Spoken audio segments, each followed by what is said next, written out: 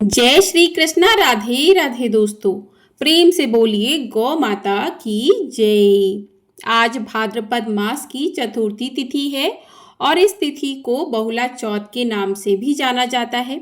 आज के दिन गायों की पूजा करने और बहुला चौथ की कथा सुनने से धन और संतान के सुख की प्राप्ति होती है और भगवान श्री कृष्ण जी के आशीर्वाद से सभी लौकिक और परलौकिक सुख प्राप्त होते हैं। तो आज मैं आपको सुना रही हूँ बहुला चौथ की बड़ी ही दुर्लभ कथा। तो आप सभी बड़ी ही श्रद्धा और प्रसन्नचित मन से इस कथा को पूरा अवश्य सुनिएगा।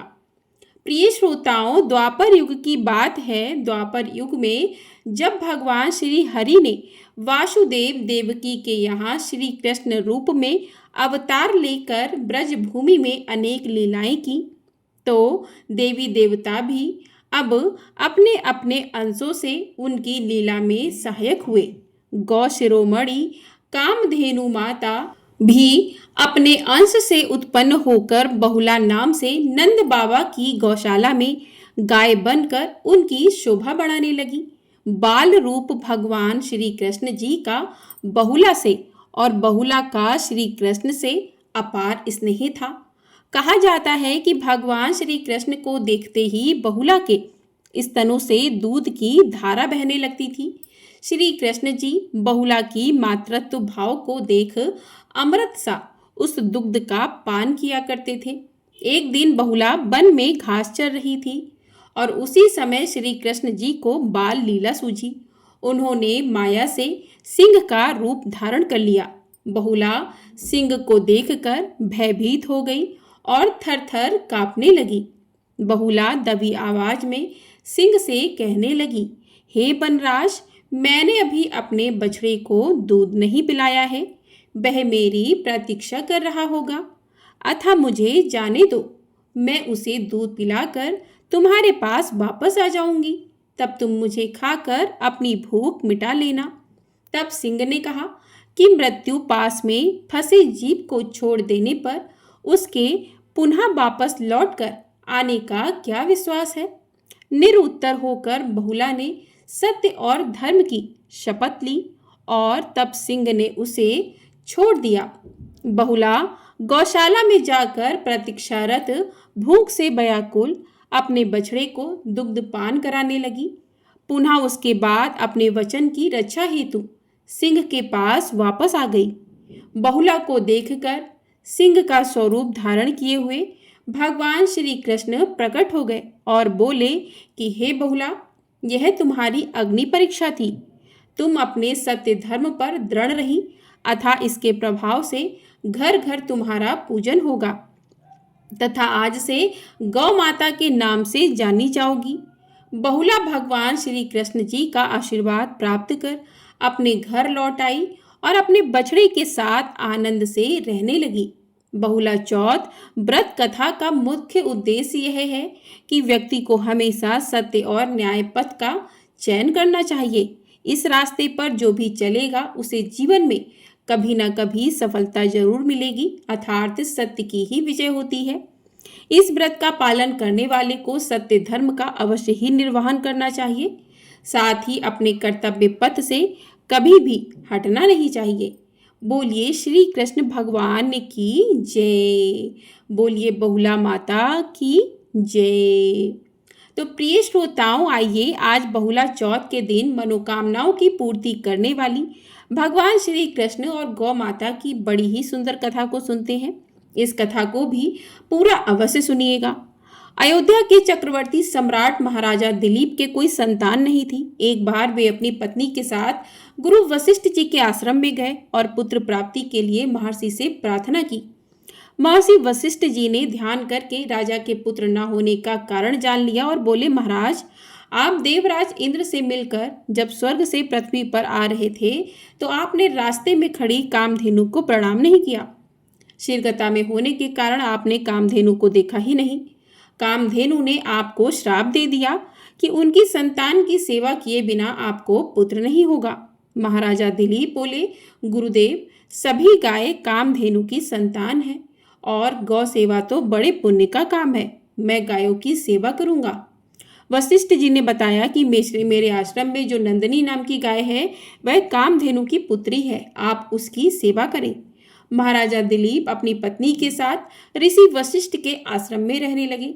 महाराजा दिलीप सवेरे ही नंदिनी के पीछे पीछे वन में जाते। नंदिनी जब खड़ी होती तो वे खड़े रहते, नंदिनी जब बैठती तो वे बैठते, और जब वो चलती तो वे उसके पीछे पीछे चलते। उसके जल पी लेने पर ही जल पीते। वे उसके शरीर पर एक मक्खी तक बैठने नहीं देते थे। संध्या के समय जब नंदिनी आश्रम को लौटती तो उसके पीछे पीछे महाराज भी लौट आते थे। महारानी सुदक्षिणा उस गाय की सायंकाल और प्रातःकाल पूजा करती थी। रात को उसके पास दीपक जलाती थी और महाराज गौशाला में गाय के पास भूमि पर ही सोते थे। इस प्रकार 1 महीने तक महाराजा दिलीप ने बड़े परिश्रम और सावधानी से नंदिनी की सेवा की। जिस दिन महाराज को गौ सेवा करते 1 महीना पूरा होने वाला था, उसी दिन वन में महाराज कुछ सुंदर पुष्पों को देखने लगे और इतने में नंदिनी गाय आगे चली गई। 2-4 क्षण में ही उस गाय के ढकराने की बड़ी करुण ध्वनि सुनाई पड़ी। महाराज जब दौड़कर वहां पहुंचे तो देखते हैं कि एक झरने के पास एक बड़ा भारी सिंह उस सुंदर गाय को दबाए हुए बैठा है। सिंह को मारकर गाय को छुड़ाने के लिए महाराज ने धनुष चढ़ाया, किंतु जब तरकश से बाण निकालने चले तो दाहिना हाथ तरकश में ही चिपक गया। आश्चर्य में पड़े महाराज दिलीप ने सिंह ने मनुष्य की भाषा में कहा, राजन, मैं कोई साधारण सिंह नहीं हूँ, मैं भगवान शिव जी का सेवक हूँ। अब आप यहाँ से लौट जाइए। जिस काम को करने में अपना वश ना चले उसे छोड़ देने में कोई दोष नहीं होता। मैं भूखा हूँ, यह गाय मेरे भाग्य से ही यहाँ आ गई है, अब इससे मैं अपनी भूख मिटाऊंगा। महाराज दिलीप बड़ी नम्रता से बोले कि आप भगवान शंकर के सेवक हैं, इसलिए मैं आपको प्रणाम करता हूँ। सत्पुरुष के साथ बात करने तथा थोड़ी क्षण भी साथ रहने से मित्रता हो जाती है। आपने जब कृपा करके मुझे अपना परिचय दिया है तो मेरे ऊपर इतनी कृपा और कीजिए कि इस गौ को छोड़ दीजिए, इसके बदले मुझे खाकर अपनी भूख मिटा लीजिए। सिंह ने राजा को बहुत समझाया कि एक गाय के लिए चक्रवर्ती सम्राट को प्राण नहीं देना चाहिए, क्योंकि वे अपने गुरु को हजारों गाय दान कर सकते हैं और जीवन में हजारों गायों का पालन तथा रक्षा भी कर सकते हैं। किंतु महाराजा दिलीप अपनी बात पर अड़े रहे। एक शरणागत गौ महाराज के देखते देखते मारी जाए, इससे उसे बचाने में प्राण दे देना उन्हें स्वीकार था। अंत में सिंह ने उनके बदले गाय को छोड़ना स्वीकार कर लिया। तत्पश्चात महाराज का चिपका हाथ तरकस से छूट गया। उन्होंने धनुष और तरकस अलग रख दिया और सिर झुकाकर वे सिंह के आगे बैठ गए। महाराज दिलीप समझते थे कि अब सिंह उनके ऊपर कूदेगा और उन्हें फाड़कर खा जाएगा, परंतु उनके ऊपर तो आकाश से फूलों की वर्षा होने लगी। नंदिनी ने उन्हें मनुष्य की भाषा में पुकार कर कहा, महाराज आप उठिए, यहाँ कोई सिंह नहीं है, यह तो मैंने आपकी परीक्षा लेने के लिए माया दिखाई थी। अब आप पत्ते के दोने में दूकर मेरा दूध पी लीजिए, आपके गुणवान तथा प्रतापी पुत्र होगा। महाराज उठे और उन्होंने उस कामधेनु गौ को प्रणाम किया।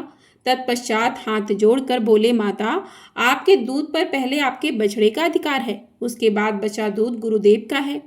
आश्रम लौटने पर गुरुदेव की आज्ञा से ही मैं थोड़ा सा दूध ले सकता हूँ। महाराज की गुरु भक्ति तथा धर्म प्रेम से नंदिनी और भी प्रसन्न हुई। शाम को आश्रम लौटने पर महर्षि वशिष्ठ की आज्ञा से महाराज ने नंदिनी का थोड़ा सा दूध पिया। समय आने पर महाराज दिलीप के भगवान श्री कृष्ण और गौ माता की कृपा से परम प्रतापी पुत्र हुआ। बोलिए श्री राधा कृष्ण भगवान की जय। बोलिए गौ माता की जय। तो इस प्रकार से बहुला चौथ की संपूर्ण कथा पूर्ण होती है। आपको ये वीडियो पसंद आई है तो वीडियो को लाइक कर दीजिएगा। आपका एक लाइक हमारे लिए बहुत अधिक महत्वपूर्ण होता है। चैनल पर नए हैं तो चैनल को सब्सक्राइब भी कर लीजिएगा। आपको हमारे चैनल पर भादव मास की कथाएं प्रतिदिन सुनाई जा रही हैं। साथ ही संकष्टी चतुर्थी की कथा, कजरी तीज की कथा भी आपको हमारे चैनल पर सुनाई गई है। तो उन कथाओं को यदि आपने नहीं सुना है तो आप लोग जाकर इन कथाओं को सुन सकते हैं और भगवान की कृपा को प्राप्त कर सकते हैं। ऐसी कथाओं को सुनने के लिए चैनल को सब्सक्राइब करके बेल आइकन प्रेस कर दीजिएगा, जिससे आपको हमारे चैनल पर आने वाली सभी वीडियो समय से प्राप्त हो सकेंगी और आप इन वीडियो को सुन सकेंगे। जय श्री कृष्णा।